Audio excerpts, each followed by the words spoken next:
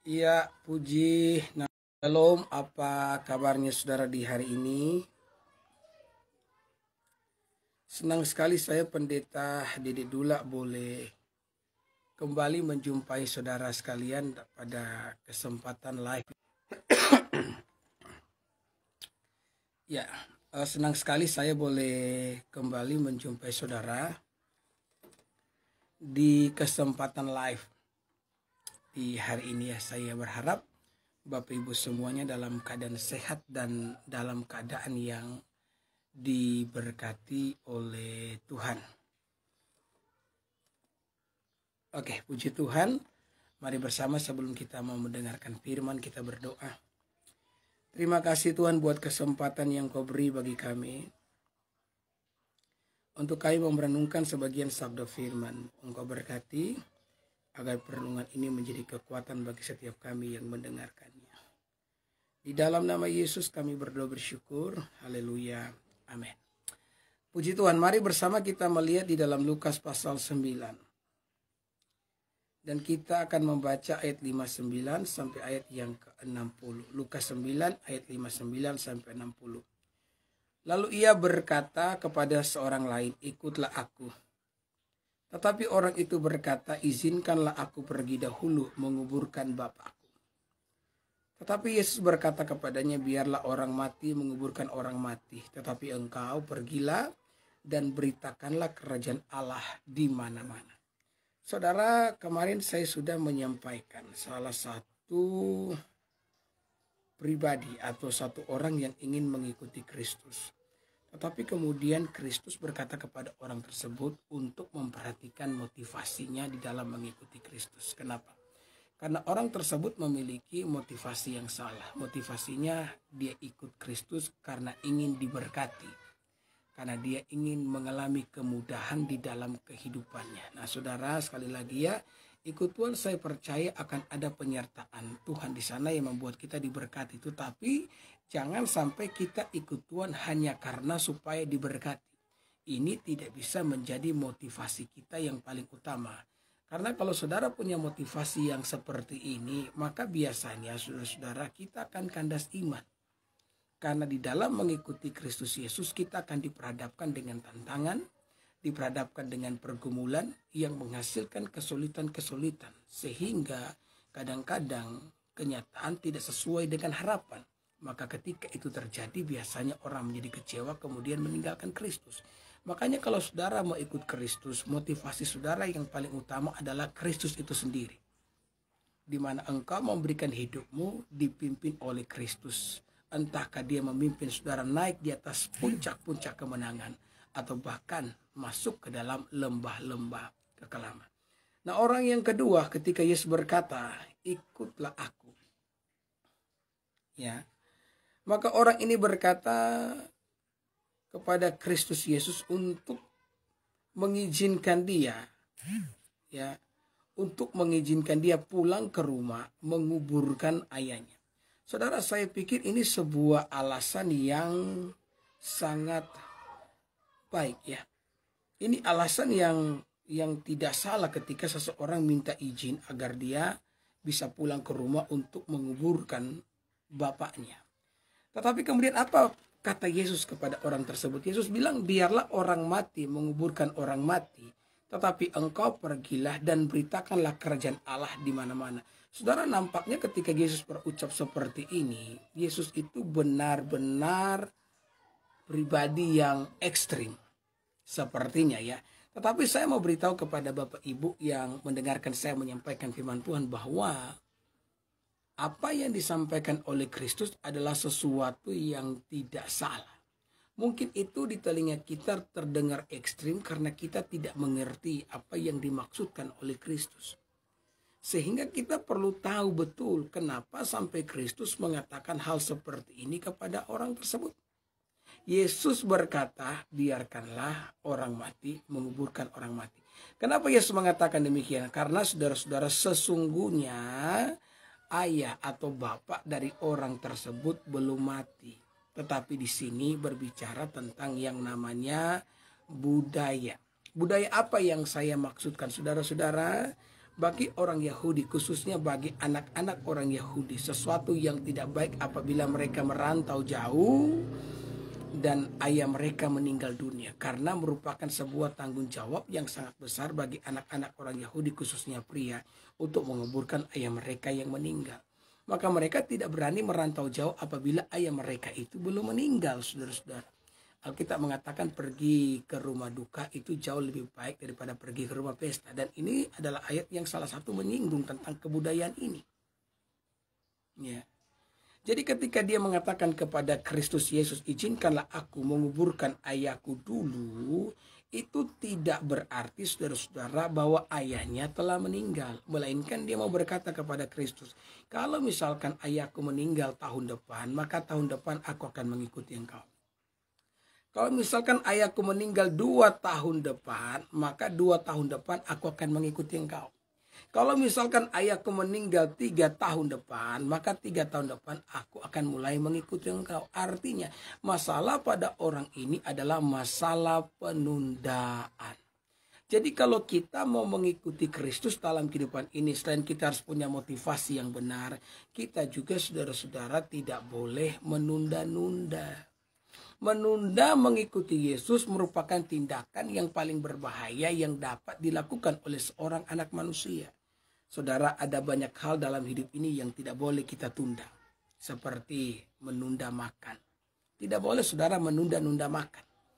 Seperti menunda belajar. Saudara juga tidak boleh menunda-nunda untuk belajar. Karena kalau saudara menunda makan, saudara pasti sakit.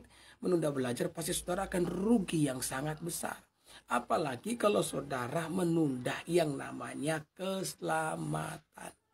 Ketika hari ini Tuhan memanggil saudara untuk mengikutinya dalam jalan-jalan kebenaran, maka saudara tidak boleh menunda-nunda itu. Alasannya kenapa, saudara? Karena kita tidak pernah memiliki hari esok. Semua hari yang dapat kita miliki hanyalah hari ini. Ya, tidak ada seorang pun yang memiliki hari esok. Karena ketika engkau menginjak hari esok itu berubah menjadi hari ini. Saudara mungkin pernah mendengar ada seorang pendeta yang naik bus. Atau kalau di Manado bilang naik mikro. Nah, waktu dia naik bus atau mikro, dia membaca tulisan di mikro tersebut seperti ini.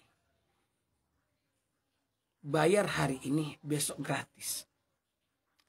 Tulisan ini membuat sang pendeta itu merasa senang, ya kan? Dia berkata, kalau hari ini saya bayar, besok gratis, berarti besok saya akan menaiki mobil yang sama, bus yang sama, supaya besok saya tidak perlu bayar. Maka pada hari itu dia turun, dia bayar, dan keesokan harinya dia naik bus yang sama. Nah, ketika dia mau turun, ya, dan dia mau pergi, supir itu panggil dia, "Pak, jangan lupa bayar dulu." Kemudian pendeta itu mengatakan, loh, kan ditulis di situ gratis hari ini, bayar besok. Ya. Kemudian supir itu berkata kepada Pak Pendeta, "Pak Pendeta, tolong dibaca lagi. Gratis hari ini, bayar besok." Nah, sekarang ini apa? Bukankah ini adalah hari ini? Sekarang saat ini apa, Pak Pendeta? Bukankah saat ini adalah hari ini? Jadi sesungguhnya kita tidak pernah menginjak akan hari esok. Ketika engkau menginjak hari esok, maka itu pun berubah menjadi hari ini. Maka kalau hari ini engkau mendengar firman Tuhan, mendapatkan ajakan daripada Sang Juru Selamat, jangan engkau menunda-nunda itu. Karena sekali lagi kita tidak akan pernah tahu akan hari esok, karena hari yang kita punya hanyalah hari ini. Saudara perlu mengingat bahwa yang namanya syarat mati itu tidak harus sakit. Kehidupan manusia itu kan misteri. Kematian kita kan misteri. Dan Tuhan sengaja membuat kematian menjadi semikian misteri agar kita hidup berjaga-jaga.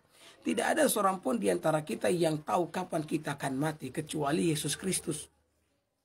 Yesus Kristus tahu kapan dia mati dan tahu kapan dia akan bangkit. Tapi kita tidak ada yang tahu. Hari kematian saya dan saudara benar-benar dibuat Tuhan misteri agar kita hidup berjaga-jaga. Dan jangan saudara karena engkau masih muda, engkau masih sehat-sehat, engkau berkata, "Pak Pendeta, tenang saja.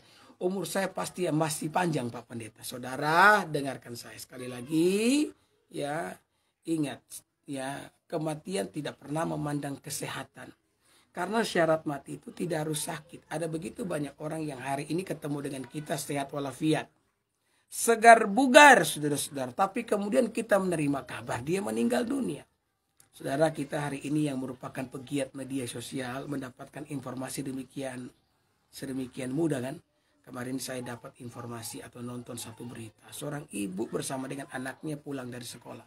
Besar kemungkinan ibu tersebut adalah seorang guru yang dimana anaknya itu masuk ke sekolahnya sendiri di mana dia mengajar. Nah, ketika mereka pulang berboncengan di motor, anaknya yang di belakang ini ternyata tertidur. Waktu dia jatuh, saya tidak tahu dia kelas 1 SMA kayaknya. Waktu dia jatuh, langsung terlindas dengan mobil kepalanya sehingga kepalanya itu pecah. Dan akhirnya sang anak meninggal dunia. Itu membuat sang ibu sangat sedih. Ini kematian yang terjadi tanpa ada gangguan kesehatan, saudara. Artinya sekali lagi, kematian tidak pernah memandang kesehatan karena syarat mati juga tidak harus sakit kan. Bahkan kematian juga tidak pernah memandang usia karena syarat mati juga tidak harus tua. Jangan karena saudara melihat tetangga saudara yang sudah ubanan, engkau berkata kepada saya, Pak Pendeta, kayaknya oma dan opa yang di sebelah rumah saya yang duluan pasti dipanggil Tuhan. Tunggu dulu. Saya sebagai hamba Tuhan banyak melayani dan memperhatikan bahwa ternyata orang-orang yang dipikir sudah mau dekat dengan ajalnya umur panjang. Sementara mereka yang masih muda justru meninggal. Ya, saya menemukan seorang oma yang usianya sekarang sudah hampir mendekati 80 tahun. Padahal oma ini di usianya yang tua itu sakit-sakitan loh. Tetapi umur panjang. Berbanding terbalik dengan mereka yang masih muda tiba-tiba telah dipanggil pulang oleh Tuhan. Maka waktu yang kita punya sekali lagi hanyalah hari ini. Maka ketika ajakan juru selamat disampaikan kepada saudara, jangan engkau mengeraskan hatimu. Karena Tuhan mengasihi engkau, Tuhan mencintai engkau, Dia ingin engkau bertobat, menyerahkan hidupmu, supaya saudara mengalami keselamatan di dalam Kristus Yesus. Saya mendengar satu kali seorang pendeta bercerita ya, kisah dari daerah Yunani sana. Jadi ada seorang bapak, dia keluar dari rumah. Waktu dia keluar dari rumah, tiba-tiba ada sesuatu yang jatuh dari langit dan menimpa kepalanya. Dan terjadilah benturan yang sangat keras sehingga bapak ini terjatuh kemudian meninggal di tempat. Orang-orang pun memeriksa barang apa atau benda apa yang jatuh dari langit yang menimpa batok kepala bapak ini sehingga dia meninggal. Maka ketika mereka mencerita, mereka menemukan ternyata yang jatuh dari langit itu adalah seekor kura-kura. Hal ini membuat orang-orang merasa ya penasaran, kok bisa ada kura-kura yang jatuh dari langit? Ini kura-kura macam apa ini? Beberapa waktu kemudian mereka menyadari ternyata di daerah tersebut kan tinggal burung elang yang biasa menangkap mangsanya, dan salah satu yang menjadi mangsanya itu adalah kura-kura. Dan kalau saudara pernah nonton Dunia Animal, lebih khususnya tentang kehidupan seekor elang, bagaimana cara dia memakan mangsa yang memiliki cangkang yang keras, maka dia akan menaikkan mangsa tersebut ke atas udara, ke tempat yang tinggi. Kemudian dari tempat yang tinggi itu dia akan melihat batu cadas dan dia akan melepaskan itu. Sehingga cangkang itu akan membentur batu cadas, pecah sehingga dia bisa memakan isinya. Ya, ketika burung elang itu membawa kura-kura tersebut, entah apa yang terjadi, mungkinkah terlalu berat atau bagaimana, tiba-tiba kura-kura itu terlepas dari cengkeramannya dan secara kebetulan menghantam batok kepala dari bapak tersebut sehingga bapak itu meninggal dunia. Bapak itu sehat-sehat, saudara-saudara, tiba-tiba ketika keluar dari pintu rumahnya dia menemui ajalnya. Jadi tidak boleh ada penundaan sama sekali. Jangan menunda keselamatan saudara. Karena sekali lagi menunda keselamatanmu adalah hal yang paling berbahaya yang dapat engkau lakukan. Ingat baik saudara-saudara ya, bahwa kehidupan manusia bukan hanya di dalam dunia ini saja. Ada kehidupan sesudah kematian, yakni surga dan neraka. Kalau hari ini Anda percaya kepada Kristus, Anda mati masuk surga. Tapi kalau Anda menolak Kristus, Anda mati masuk neraka. Kehidupan dalam dunia dan kehidupan ya di alam sana itu berbeda. Semenderita-menderitanya kita di dalam dunia ini tak dapat dibandingkan dengan penderitaan di alam baka, dalam neraka. Karena penderitaan di sana itu adalah penderitaan yang benar-benar sakit dan tiada ujungnya. Maka sekali lagi, kalau Anda mendengarkan saya menyampaikan firman Tuhan, ini tanda bahwa Tuhan mengasihi engkau. Ini tanda bahwa Tuhan mencintai engkau. Tuhan tidak ingin engkau mengalami yang namanya kebinasaan. Maka buka hatimu, terimalah Kristus sebagai Tuhan dan Juru Selamat di dalam kehidupan saudara. Selain kita tidak boleh menunda keselamatan, kita tidak boleh juga menunda di dalam melayani Tuhan. Karena melayani Tuhan adalah kesempatan yang luar biasa yang dapat Tuhan berikan kepada setiap kita. Ingat saudara-saudara, tidak selamanya kita akan hidup di dalam dunia ini kan.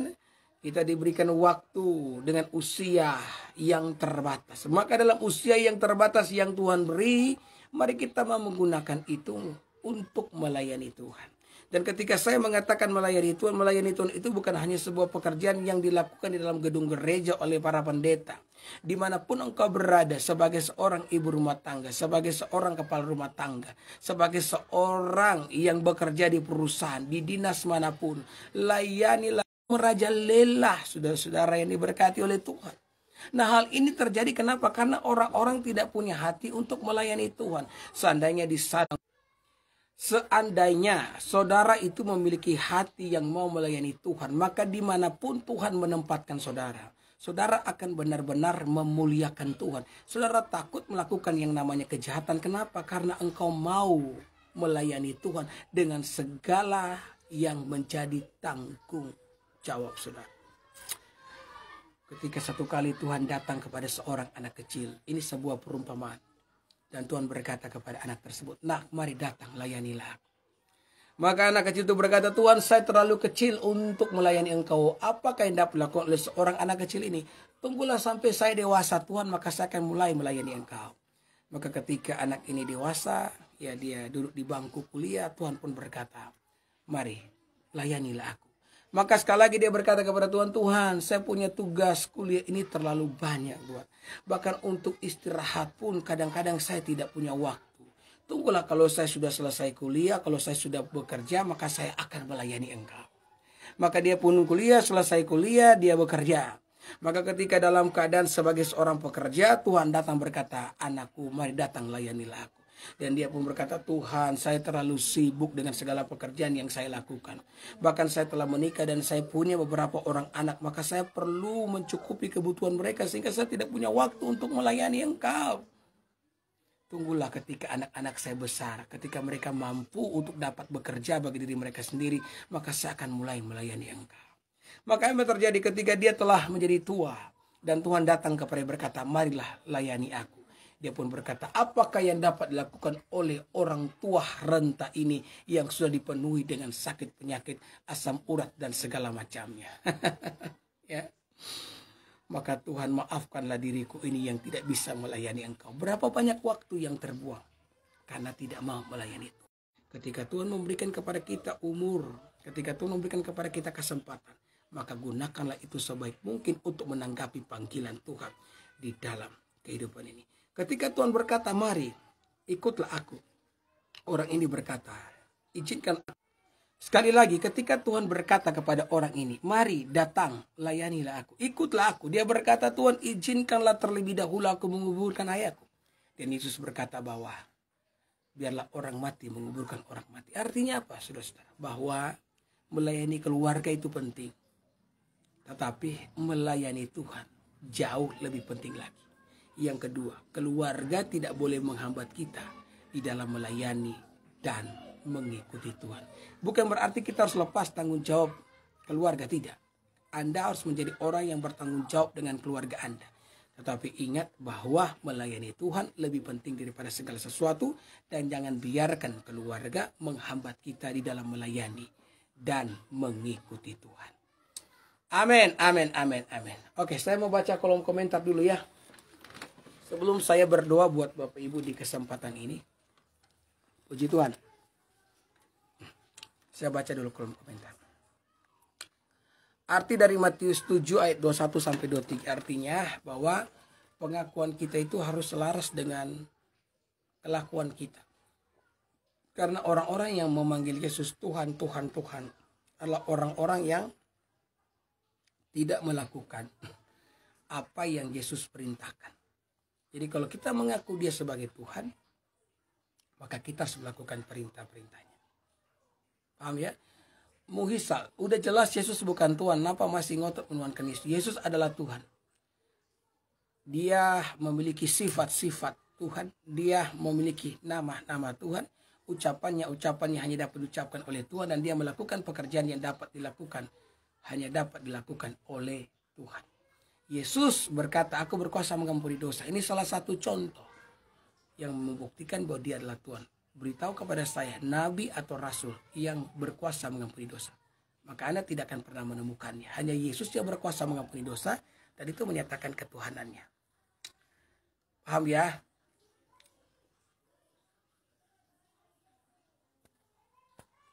Oke. Pak, dari dulu saya bertanya silsilah Paulus, Pak.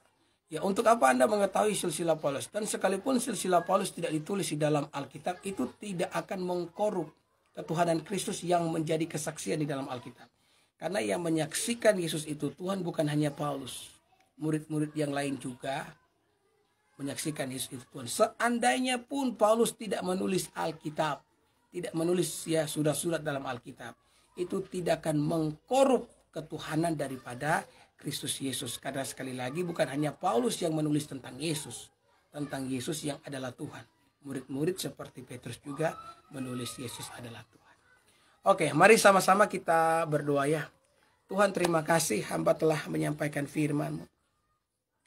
Hamba doa biar perenungan firman ini menjadi kekuatan bagi setiap kami, sehingga kami mulai mengerti, memahami Tuhan, bahwa Engkau adalah Allah yang memanggil setiap kami. Dan ketika kami mendapat panggilan dari Tuhan, kami tidak boleh menunda panggilan tersebut. Kami harus mengikuti Tuhan dengan motivasi yang benar. Dan mengalami kemurahan penyertaan Tuhan dalam kehidupan ini. Hamba berdoa memberkati semua saudara-saudaraku. Bahkan mereka yang sakit secara fisik Tuhan sembuhkan.